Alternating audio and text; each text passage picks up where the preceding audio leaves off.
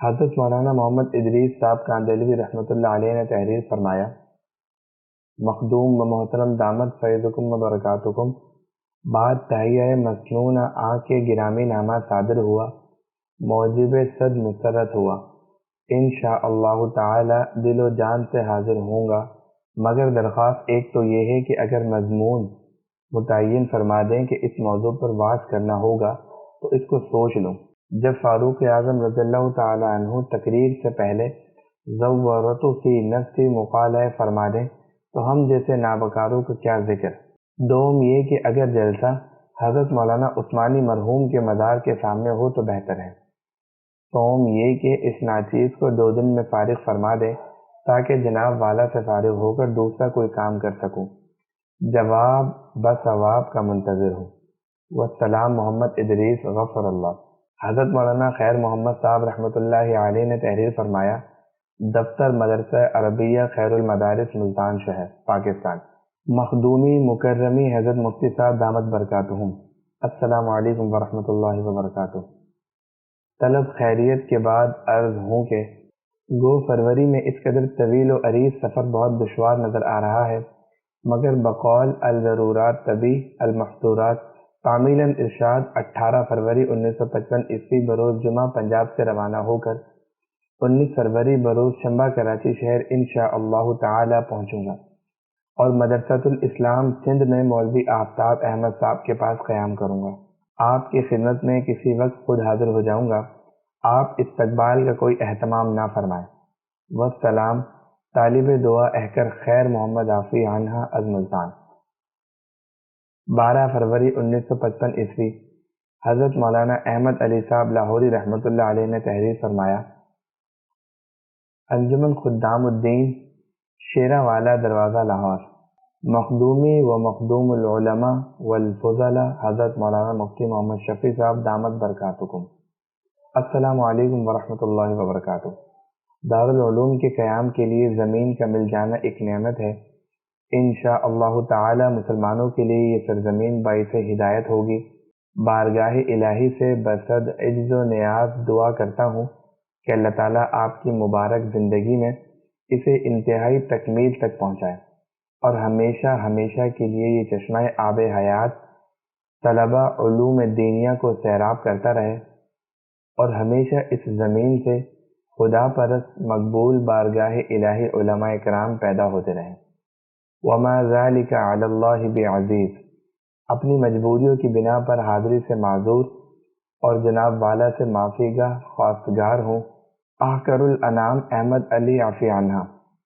حضرت والد صاحب رحمۃ اللہ علیہ کے استاد حضرت مولانا رسول خان صاحب رحمۃ اللہ علیہ نے تحریر فرمایا، گرامی خدمت جناب مولانا صاحب دامت فیضکم و برکاتکم، السلام علیکم ورحمۃ اللہ وبرکاتہ۔ گرامی نامہ پہنچا، باعث صد افتخار و عزت ہوا۔ حق تعالیٰ جناب کے ترقیات دینی و دنیاوی کا سلسلہ غیر محدود فرمائے، آمین۔ میں بصر و چشم حاضری کے لیے تیار ہوں۔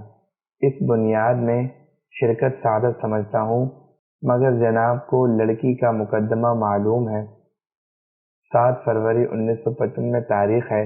یہ تاریخ اگر حاضری سے معنی نہ ہوئی تو اس سعادت میں ضرور شریک ہوں گا انشاءاللہ تعالی۔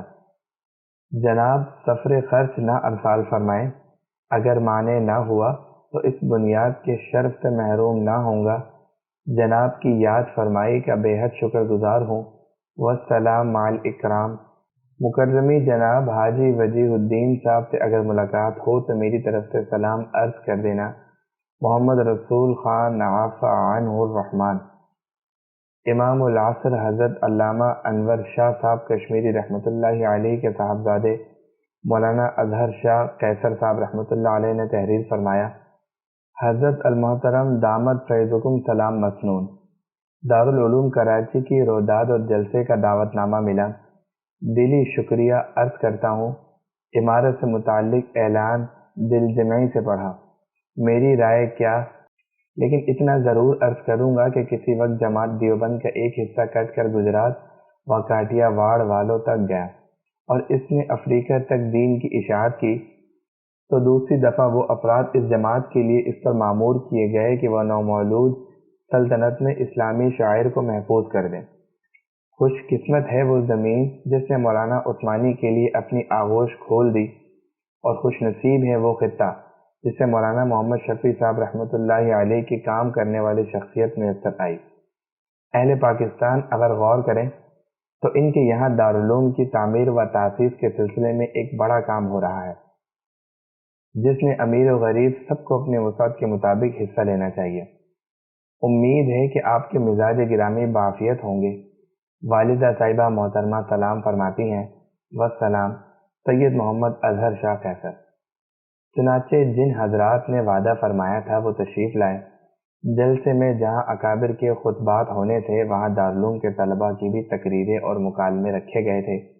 میری عمر 12 سال تھی اور مجھے استاد احمد الاحمد نے بڑی محبت سے ایک عربی تقریر کی تیاری کرائی تھی، اور شاید طلباء کے لیے ایک عربی مکالمے میں بھی مجھے شامل کیا تھا۔ اپنی کم عمری کے باعث میری تقریر کی بڑی ہمت افزائی کی گئی۔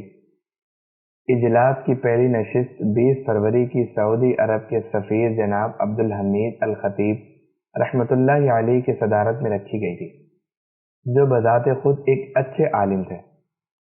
دوسری نشست حضرت مولانا خیر محمد صاحب رحمۃ اللہ علیہ کی زیر صدارت تھی۔ تیسری نشست 21 فروری کو حضرت مولانا مفتی محمد حسن صاحب رحمۃ اللہ علیہ کے زیر صدارت، اور چوتھی نشست حضرت مولانا اطہر علی صاحب رحمۃ اللہ علیہ کے زیر صدارت تھی۔ اس کے علاوہ حضرت مولانا محمد ادریس صاحب کاندیلوی رحمۃ اللہ علیہ، حضرت مولانا سید محمد یوسف بنوری صاحب رحمۃ اللہ علیہ کوئٹہ سے، خلیفہ عبدالحق صاحب، اور صوبہ سرحد سے حضرت مولانا شیر محمد صاحب رحمۃ اللہ علیہ نے بھی جلسے میں خطاب فرمایا۔ ان کے علاوہ مرکزی وزراء میں سے جناب سردار عبدالرب نشتر صاحب، ابو حسین سرکار صاحب اور ڈاکٹر مالک صاحب، نیز اسپیکر دستور ساز اسمبلی جناب مولوی تمیز الدین صاحب، شام کے سفیر جناب جواد المرابط صاحب رحمہم اللہ تعالی نے بھی شرکت فرمائی۔